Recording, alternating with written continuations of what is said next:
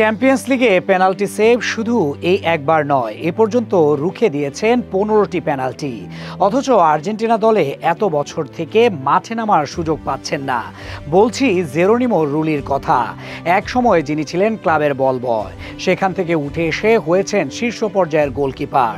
আরও 10 বছর আগে তাকে সম্ভাবনাময় গোলকিপারের তকমা দিয়েছিল ফিফা ওয়েবসাইট। এমিলিয়ানো মার্টিনেজের আগে তিনি ডাক পেয়েছিলেন আর্জেন্টিনা জাতীয় দলে, যদিও একাদশে সুযোগ পাননি। এরপর অভিষেক হয়েছিল, কিন্তু হঠাৎ এমিলিয়ানো মার্টিনেজ চমক দেখিয়ে বদলে দিলেন সবকিছু। জেরোনিমো রুলি আর প্রথম গোলকিপার হতে পারলেন না, তবে এখন হয়তো ভাগ্য পরিবর্তন হয়েছে। পারফরমেন্স দিয়ে জেরোনিমো রুলি নজর কেড়েছেন। আগামী ম্যাচে তিনি থাকবেন আর্জেন্টিনার প্রধান গোলরক্ষক হিসেবে।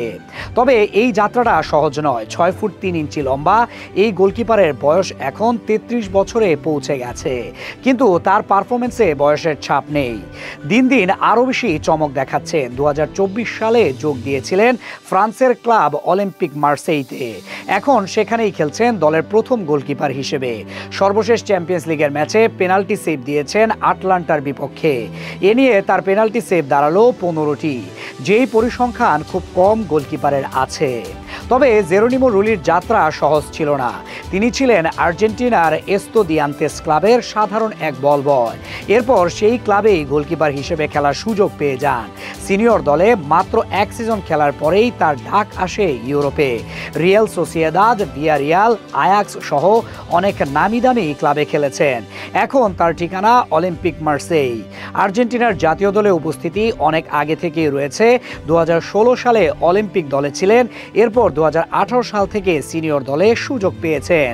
2022 সালের বিশ্বকাপ জয়ী স্কোয়াডে ছিলেন, যদিও মাঠে নামা হয়নি। 2024 সালের কোপা আমেরিকা জয়েও তিনি স্কোয়াডে ছিলেন, কিন্তু তাকে কেউ চিনে না, কারণ আর্জেন্টিনার প্রথম গোলরক্ষক এমিলিয়ানো মার্টিনেজ মাঠে খেলেছেন। জেরোনিমো রুলি একাদশে জায়গা পাননি, না হলে এতদিনে তিনিও হতেন সমর্থকদের কাছে সুপারস্টার। একজন গোলকিপার হিসেবে জেরোনিমো রুলি অসাধারণ। আধুনিক গোলকিপারদের সব বৈশিষ্ট্য তার কাছে রয়েছে।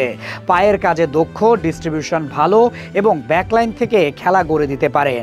তার রিফ্লেক্স, পজিশনিং এবং 1-to-1 সিচুয়েশনে সাহসী সিদ্ধান্ত নেওয়ার ক্ষমতা অসাধারণ। এসব বৈশিষ্ট্য তাকে ইউরোপিয়ান ফুটবলে টিকে থাকতে সাহায্য করেছে। রিয়াল সোসিয়েদাদ এর হয়ে সবচেয়ে বেশি মাঠে নেমেছেন জেরোনিমো রুলি।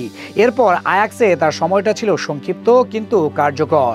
সেখানে 26 ম্যাচে ক্লিন শিট রেখেছেন 12টি, আর অলিম্পিক মার্সেইতে এসে হয়ে গেছেন দলের নেতা। গত কয়েক বছর ধরে বেশিরভাগ সময় আর্জেন্টিনার স্কোয়াডে তিনি ছিলেন, কিন্তু খেলার সুযোগ পেয়েছেন মাত্র 6টি ম্যাচ। এটা নিঃসন্দেহে দুর্ভাগ্যজনক। একজন গোলকিপারের জন্য সুযোগ পাওয়া কঠিন, কারণ সাধারণত গোলকিপারদের ম্যাচের সময় বদলি করা হয় না। যিনি খেলেন তিনি শুরু থেকেই খেলেন। এমিলিয়ানো মার্টিনেজ যেভাবে বারবার চমক দেখিয়েছেন, তাতে অন্য কারো সুযোগ পাওয়া কঠিন ছিল। না হলে জেরোনিমো রুলির দক্ষতা কোনো অংশে কম নেই। যে কোনো দলে তিনি সেরা গোলকিপার হওয়ার যোগ্য।